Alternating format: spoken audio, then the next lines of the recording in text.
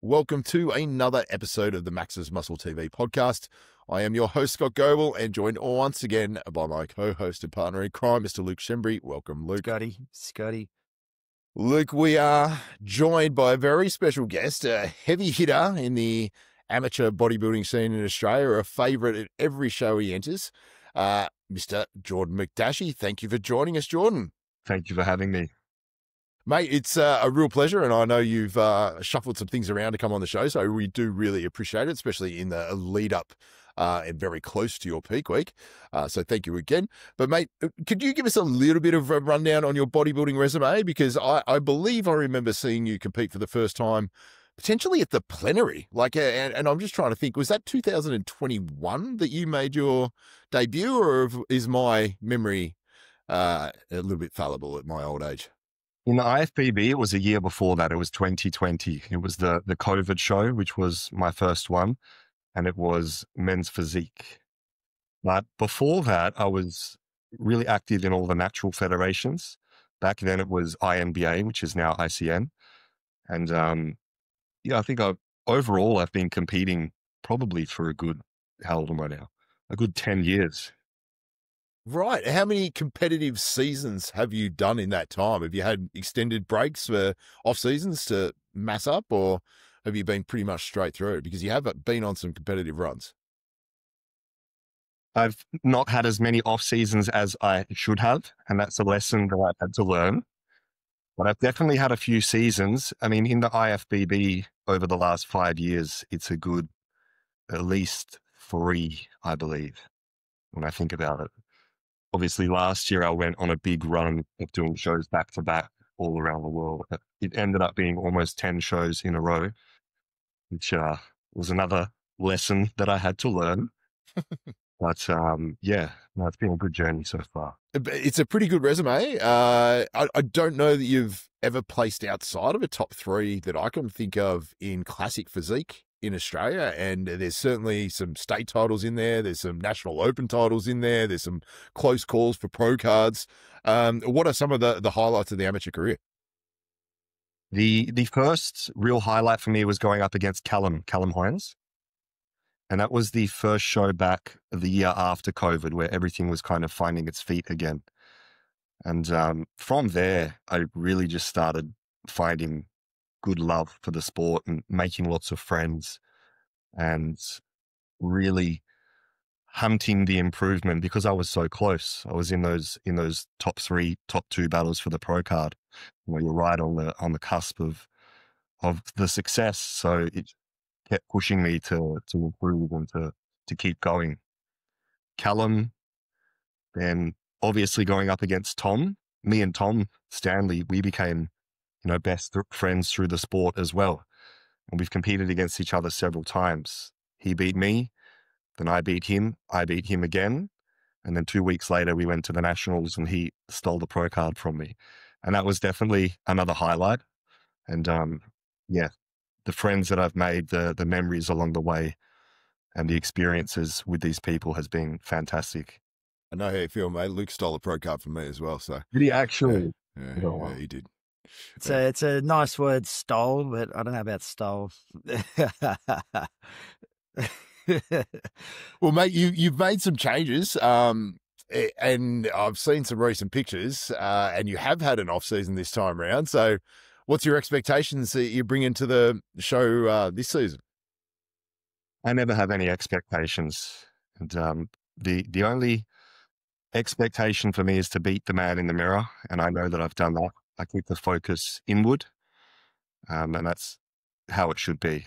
You go into things with expectations, you get your heart broken, and it's bodybuilding at the end of the day. It's a subjective sport, so you can give your opinions, and you never know till the day who shows up and what happens. But I know I'll be bringing, my best physique ever, and that's all that I can do. If I can do that every time I step on stage, then that's a massive win for me, and that's what keeps me coming back and keeps me happy.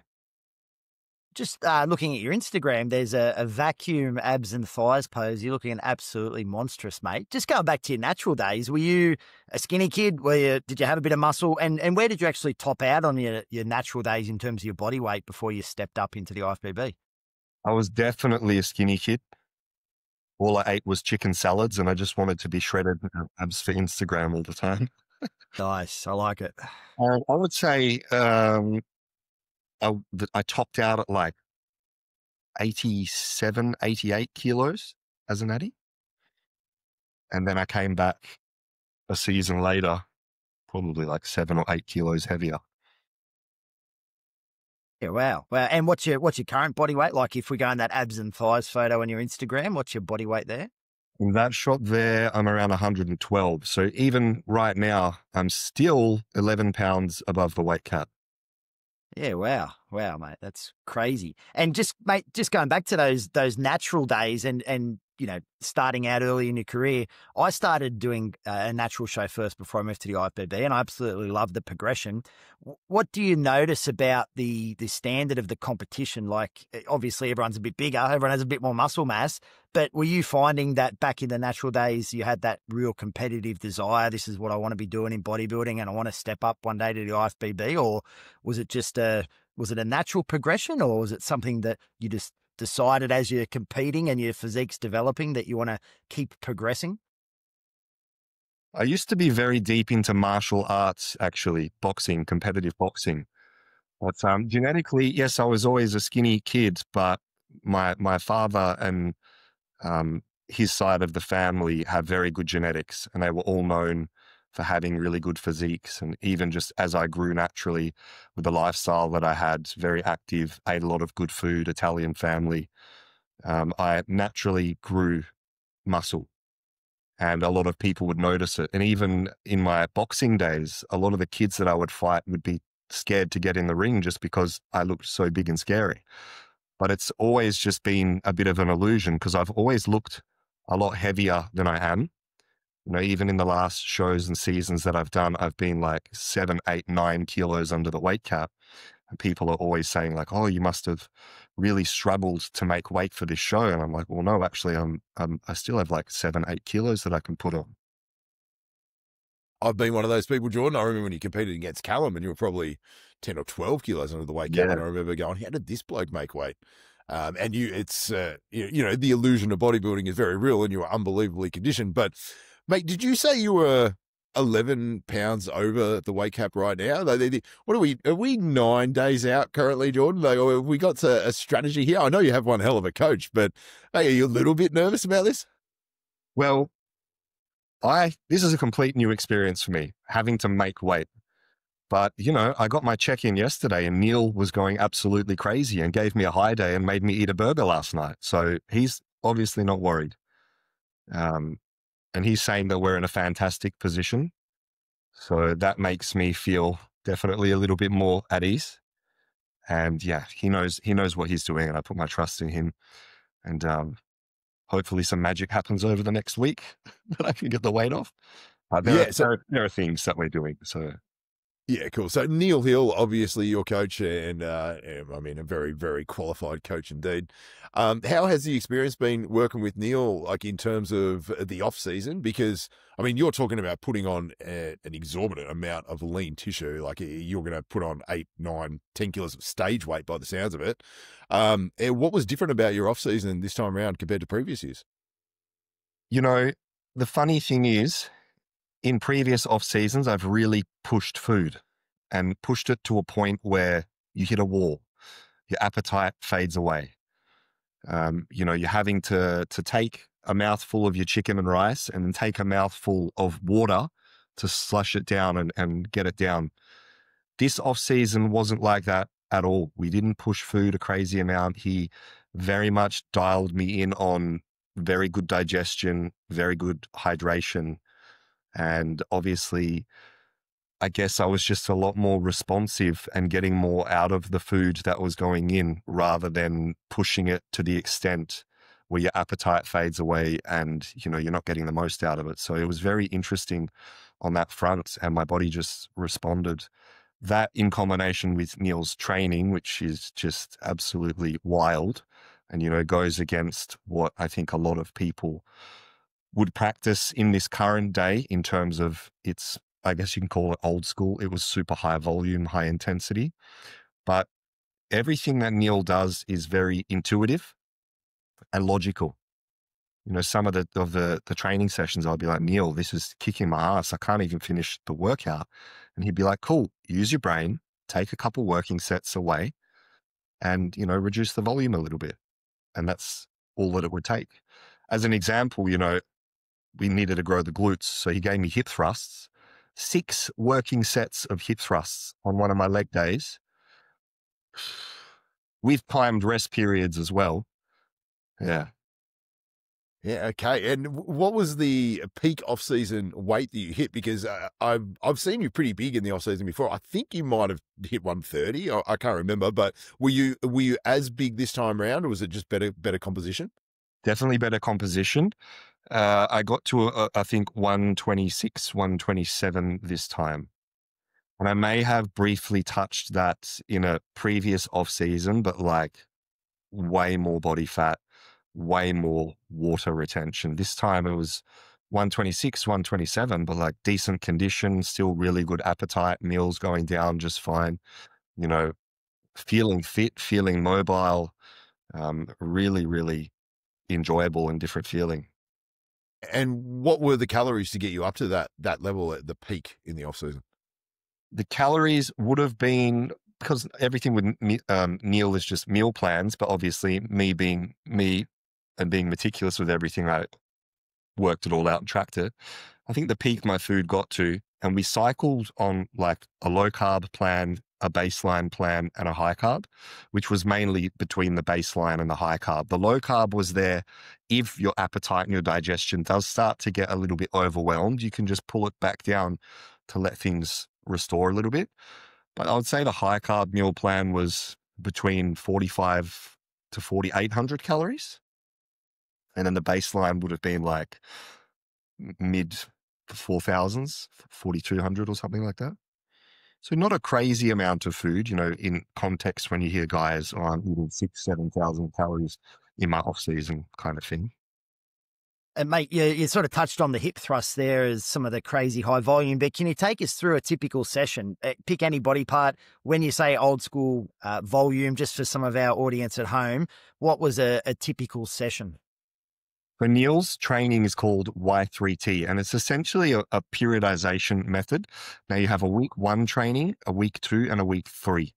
But you don't just cycle through them 1, 2, 3, 1, 2, 3. It's kind of like you do week 1, week 1, week 1, week 2, then week 3.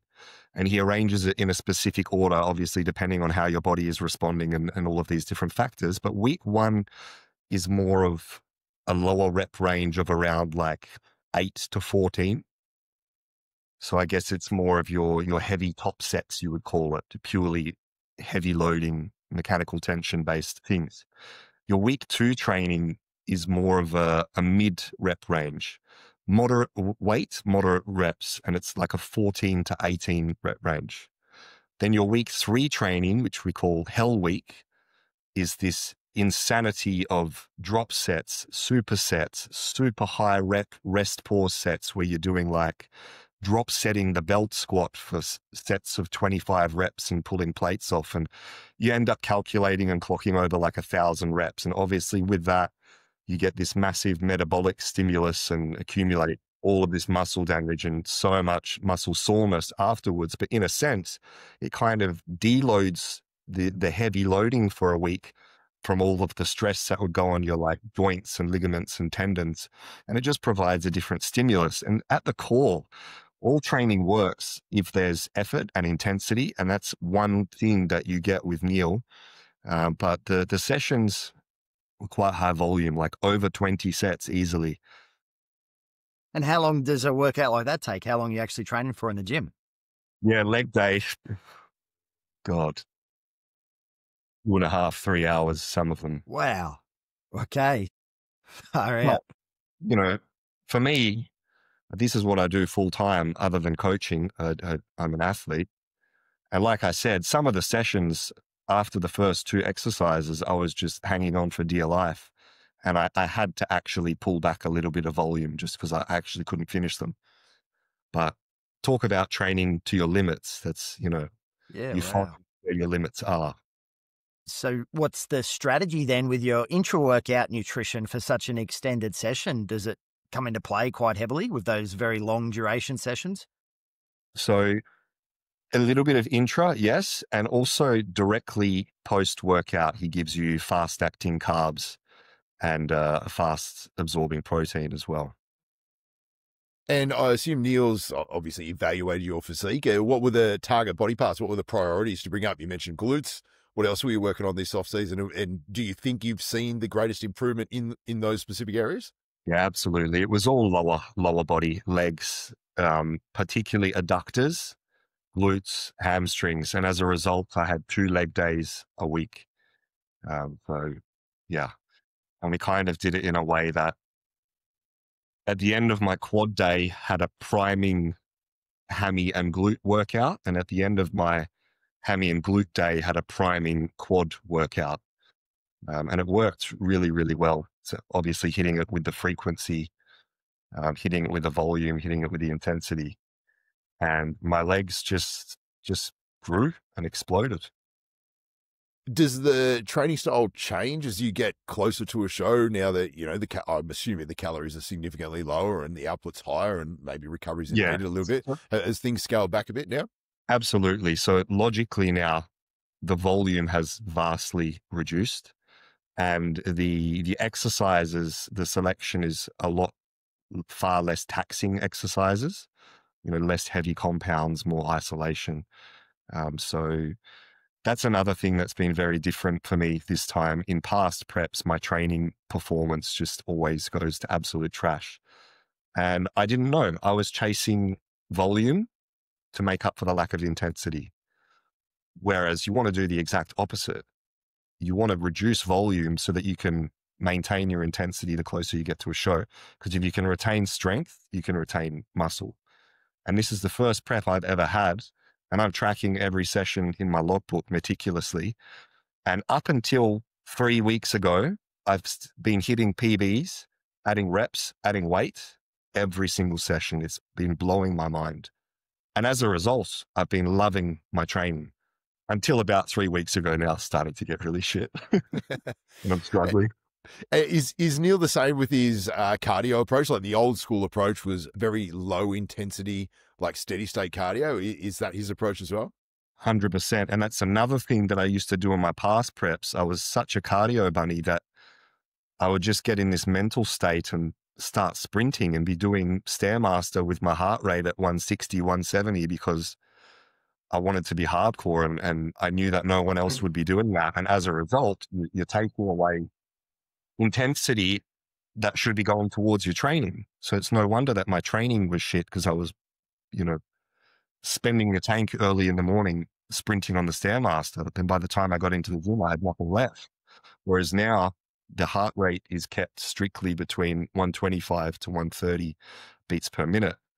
And we split cardio up over the day. So I do 30 in the morning fasted. I do another 20 post-workout. And at the moment, I'm even doing another 20 before my last meal. So it's a decent amount of cardio right now. But it's really easy, enjoyable cardio for me. And mate, did I hear you correctly when you said 10 international shows back to back? Like, I've got to ask, mate, what was harder, the logistics of the operation or keeping your sanity? Because you would be stressing between each show about your condition. And then there's new locations, I'm assuming, where you got to think about meal prep and accommodation. And it sounds very stressful. It was very stressful. It was extremely physically and mentally challenging. But in terms of like the organization side of things, I'm extremely organized with those details. So that wasn't really the issue. But yeah, the constant catching of flights and if flights got delayed and just with how depleted you were feeling. And yeah, it was rough by the end of it. And where did you actually travel? Where did you do the shows? Where were they? So I think I did a season in Australia, then went to Japan, came back, did Australia again, went to Korea, went to Spain. I did 2 shows in Spain, went to Italy, went to Portugal. Yeah, because there was always another show 2 weeks later, 3 weeks later. And I was like, well, I'll just do that one. I'll just do that one. And how did you find your physique sort of progressed as the shows went on? Because it can be a bit of a mixed bag. Some people can improve as the show go on. Some people fade. Some people can maintain. How did you find your physique responded to the back-to-back shows? Towards the end, I think it was just getting worse and worse. And when I look back on the photos now, I'm actually shocked at the difference between then and now in my physique. But I don't regret it. It was a fantastic experience. It taught me a lot about myself because I had to really push mentally and physically for that. And I made some really good friends, had some really good experiences, got in front of international Olympia judges. But I would never do that many shows again in a row. It was also extremely expensive. And mate, do you have plans to go beyond the nationals this time around? Like if you do, fall short of the ultimate goal, are you going to kick on to a amateur O or anything like that this time? Because obviously, you're at top of the weight class now. You would assume that the time is now if it's going to happen. Yeah, so the plan is, and it's all booked already, after nationals, I'll fly back to Perth on the 29th, and then I have 1 day to pack, and then I fly to Vegas on the 1st of October. Then I'll stay over in the States for a month. And if I fall short in Australia, I'll do the Vegas Amateur O with Maya. Maya's doing it. Then if I do manage to get it in Australia, I'll just enjoy Vegas, catch up with Neil over there, watch the Olympia. And then the goal after that is the Japan as the first pro show at the end of November. So that's also already booked. And let's say I fall short in Australia, I miss it in Vegas. I've also got the Japan Amateur O as the third attempt. But that'll be it. Just those 3 countries, basically, no more than that. And hopefully I can make it happen. And I would absolutely love to be able to compete in Japan as a pro because it's the first time that they're adding classic physique to it. You've been to the Japan Pro Show before as well, Scotty. It's such an amazing production. The crowd, the lighting, the atmosphere, the stage production. So that's a bit of a dream show for me. And your partner, Larissa, is prepping as well. Obviously one of the front runners, favourites for that Fit Model Division Pro Card. Is she planning on doing a similar world tour, chasing that Pro Card if it doesn't come through at Nationals? Yes. So she won't come to Vegas, but she's all locked in and booked to come to Japan. And are you prepping her yourself? I am. Yeah. How's the dynamic, mate? Like, I can't remember if last time you were prepping her, you were in the off season. So probably the empathy and the patience was a little bit better back then. How is it this time around? How the couples are prepping together? Oof, it's a challenge. Honestly, I know her body like the back of my hand. I know how she operates mentally better than anyone. And I'm not, suffering as bad as I have in my last preps. This has been a really enjoyable prep for me. And additional to that, it's not like she is suffering that much either because she's Fit Model. She doesn't have to go to the extent that a bikini athlete would with the condition, with the dieting. So that doesn't mean it doesn't have its challenges, but it's fine. It's a good dynamic. We're actually enjoying prepping together and having that team aspect, and I'm just as excited to be honest. Good answer, mate. Good answer. To turn pro just as much as I want to turn pro, but unfortunately, Scotty stole that pro card from me in the last. There's a lot of theft. It's a lot of theft talk in this.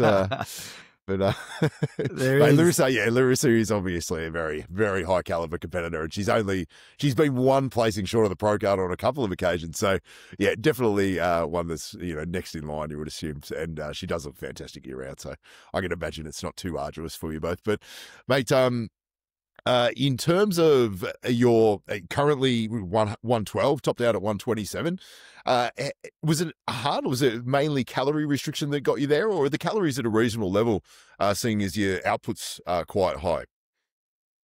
So actually, my calories are quite low. I'm on like roughly 200 grams of carbs a day and like 34 grams of fat, albeit my protein is quite high. I believe it's upwards of like around 350. However, Neil gives me lots of high days, lots of refeeds, which again, I've never really had in past preps. So we dig, we push, I get a little bit depleted. I'm like, oh shit, this is getting tough. But my training performance and my fatigue management is always prioritized. And, you know, like yesterday, well, what day is it today? It's Thursday. Last week on Friday, I had a high day and Neil was like, I want you to eat 2 homemade burgers. And the week before that, he made me do the same thing. And then last week he was like, have your high day again, have your burgers, but make the burgers a bit bigger this time. They were too small last time. I was like, oh shit, okay. Then that was Friday. And now just yesterday, he got my check-in in the morning. My weight's been plummeting, got to a new low, and he was ecstatic with my check-in yesterday. He was like, high day again today, burger again tonight. And then surely in the next couple of days, my weight will drop again. So it's just a really good management and balance. The low days are tough. I have my moment where I'm like, oh my God, this is hard. But it's temporary. And then I get charged up again and I'm good to go. Your mind must be racing a little bit about your body weight. Do you have any concerns at all of making the weight, or complete confidence, going to nail it, not even worried? Oh, I really don't know, to be honest. This is all a complete new experience for me. And I'm like, shit. So I guess we're going to find out. But luckily at Doherty's gym, Perth, where they do the check-in, there's a really hot sauna. So I might have to go and sit in that. Jump in. According to Neil, we're going to be completely fine and we're in a great spot. So I guess time will tell. Mate, have faith in your coach. I'm sure it'll all work out. Listen, I've got to ask, Jordan, you've done some time in Japan or through Asia. I lived in Asia for a period of time and my wife competed in a number of countries through there. And, you know, it's always pretty funny how people respond to you in Asia being a bodybuilder, but being 6'3" like yourself must be a bit of a cartoon character, especially somewhere like Japan. How do you find the treatment from the locals? Are you a bit of a celebrity? They're such beautiful people. The Japanese, the Koreans as well. The Japanese I find are a little bit more shy at first, but once you break through the barrier with them, they really open up to you. Whereas the Koreans, as soon as they would see you, they're like, wow, and they go crazy. But no, I've really enjoyed, you know, traveling around and experiencing the different cultures and getting around it at the shows. And where did you live in Asia?